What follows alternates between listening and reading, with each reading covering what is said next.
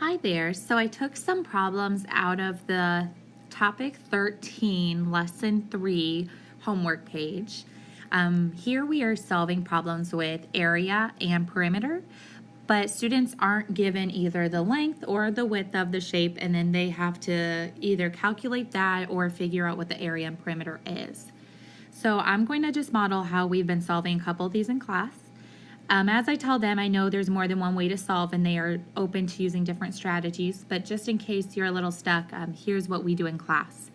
So number 1 says find the length. We can see it's a rectangle here, so one of the first things I like for them to do is to know that both sides are congruent or equal. So if the left is 2 feet, then the right side is 2 feet. And then we notice, okay, the length is unknown. It's represented by the variable L. And then we already know the area. It equals 28 square feet. So anytime we know the area, I have them write out the formula. Area equals length times width. And then we plug in those numbers accordingly. So, okay, the area is 28 square feet, so I'm going to put 28 under the A for area equals, and we don't know the length, so I'm going to keep that in L, times 2. And now it goes back to our algebra unit where we say what times 2 equals 28. If they don't know that fact off the top of their head, we talk about, okay, we're solving what times 2 equals 28. That means it's a division problem. You're filling in that missing part. So 28 divided by 2. How many times does 2 go into 2? Once. 1 times 2 is 2. Going to go ahead and subtract those. If we get 0, 0 is less than 2. I divided right. I'm going to go ahead and bring that down, and it's an 8. Start all over. How many times does 2 go into 8? 2 goes into 8 4 times. Then we multiply 4 times 2. We get 8. Subtract, bring it down, and we're done. So the length then equals 14. And I can check that math with multiplication. Just multiply it out really quick. And that's correct. So L equals 14. An extension you can do with your student here is ask them to find the perimeter, which is the area around the object. And so then they would need to take 14 plus 2 plus 14 plus 2. Let's do one more problem together. This is number 4. It's asking us to find the width of the shape and then also to find the area. So a multiple step problem. So we're given the perimeter, it's 40 inches, and then we're given one side, which is 12 inches. So one thing we talk about, how if the bottom is 12, since this is a rectangle, then the top is also going to be 12 inches.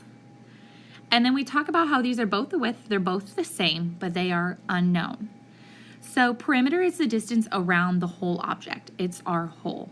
So when I draw this in a strip diagram, I show them that the 40 goes on top, represents the whole. And then there are 4 sides to our shape, so I break it up into 4 pieces. We know that one is 12, the other is 12, and there's 2 widths that we're just not quite sure of yet. And then we talk about what to do when 2 numbers are next to each other in a strip diagram. We add. So 12 plus 12 is 24. So I'm going to just combine the strip diagram here. Then I have 40 is 24, and then we still have our 2 widths here.